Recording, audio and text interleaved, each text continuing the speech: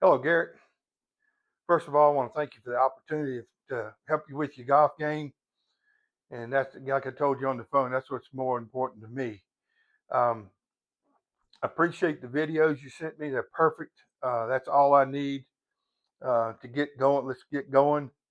And I appreciate you sending those over to me as well. Um, the whole premise of this, too, we have to consider is certainly we have some issues physically that we have to consider. But more importantly, to you now is you don't play as much as you used to. And one thing I've learned over time is I can groove. If I hit enough balls and play enough, I can make some bad habits look good. And so we get a false sense of playing, really playing well. But what we've done is we've been able to hit enough shots, get into a rhythm, get into a tempo. And when we do that, we can have some faults in our swing and still get away with it because we've repeated it more. Now that you've come out to Colorado and hadn't played as much, that will leave you really quickly at the timing, the rhythm, and you don't get out and hit enough golf balls to try to piece something together, if you will. So I certainly understand that, but there's a lot of good things here that I don't have to deal with, and I think we can get you on track in a pretty short period of time. And we're also going to simplify it enough for you where you're going to have some basic fundamentals that we're going to have, and we're going to work around those fundamentals, and we're going to always work on them because I think fundamentals are critical to the golf swing. So I sent you that video of David Duval's grip. I was privileged to play with David Duval probably over 100 times, and I really loved his golf game, and I think it will fit in there really appropriate with you. Um, so all I want you to do with that, don't take in all that information. Just when you get to zoom in on his grip, just pause it and look at his grip. And we want to try to mimic that grip. So that's the first thing. The second thing I want to get in your mind is we're going to have two ball positions that are standard when there's a flat lie, whether you're on the tee box or you have a flat lie, which is very rare in golf is to have a flat lie. But if you're on the range, that's what it'll be. And the third thing is, like I said, is your takeaway. We got to get the takeaway a little bit better, a little more online, and um, and I think with your setup, your takeaway, your grip, I think we can let your athletic ability that you have get you started back on the right track and getting you to hit your irons better. There's a reason you hit it off a tee better because your swing, what you do in your swing, your faults are better off a tee and probably at a high grass or a very good lie versus a lie that's really tight or a bare lie. So let me explain what I mean by that with what we just discussed. Your left hand grip is weak, where your V is pointing more up toward the center of your body or toward your left side of your body. So we're going to try to strengthen that like David did. We're going to keep it down in the fingers and underneath this heel pad right here. So now your V is going to point more toward your right shoulder.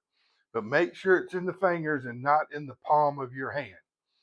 I would guess that your glove wears out somewhere up in here a lot in the palm of your left hand. That's what I'm guessing, my experience.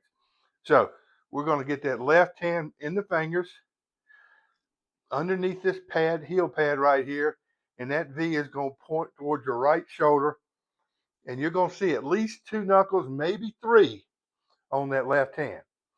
Then we're going to take this right hand and we're going to make a little pocket here with both pads on our hand, and we're going to fit that right up against our left hand. And that V is going to point again toward the right shoulder. Now, when you do that correctly, your left shoulder is going to be quite a bit higher than your right shoulder. Your left shoulder will be quite a bit higher than your right shoulder set up. So now you're setting up a little bit more behind the ball. And that's what we want. As the shorter the club gets, the more our shoulders are slightly level out, but we don't change our grip. So we're going to look a little bit more like this than like this at address when we look face on. More like that. Okay? All right. The next step is your ball position. We're going to have two. We'll have one when it's on a tee for the driver, and one when it's on the ground or on a short tee on a par 3. So with your driver, you're going to play your ball position right off your left heel. So if we get that grip, and we get that right hand, left hand on there, right hand on there, you can see how we'll look. Our spine will be tilted to the right. Our ball position is off our left heel, and you can see how much lower my right is than my left. And with the driver, my right foot's going to be quite a bit wider than it is with a short iron. So that's how I would look with the driver.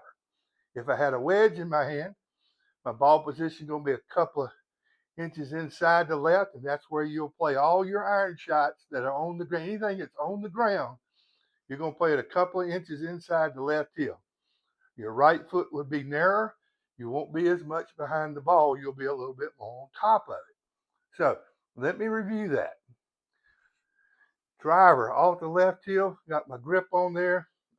My right foot's wider, a little bit wider than my right shoulder, and I look more like I'm on an uphill lie.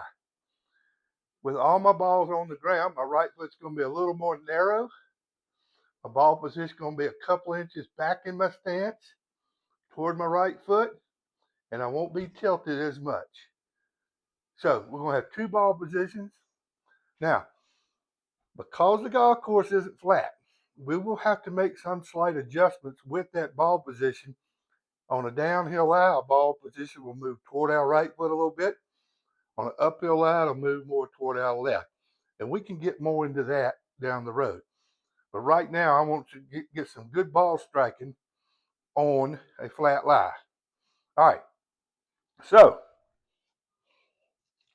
with that said, let's talk about the takeaway. Get my grip, I get my setup. Your first move, and I also want you to notice too, my arms are more in front of me than beside me when I set up. So I want you to feel like you reach a little bit for your ball that way, okay?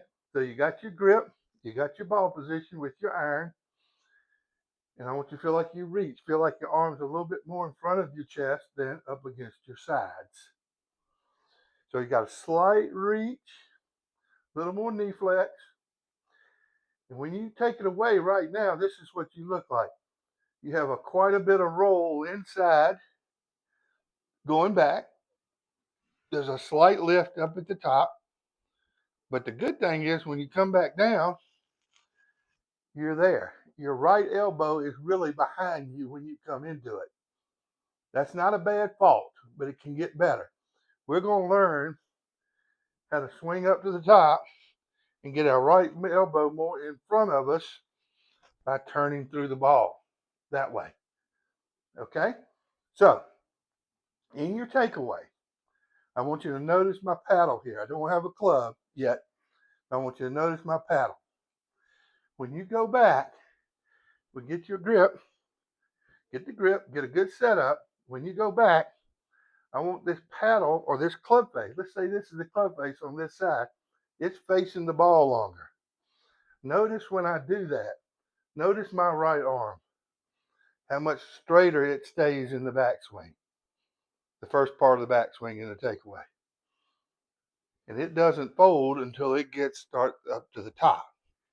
So we're going to focus on the takeaway. The first 3 to 4 feet, we take the club away. Get our grip, ball position, set up, swing back, make the club face, keep the club face pointing at the ball as long as you can.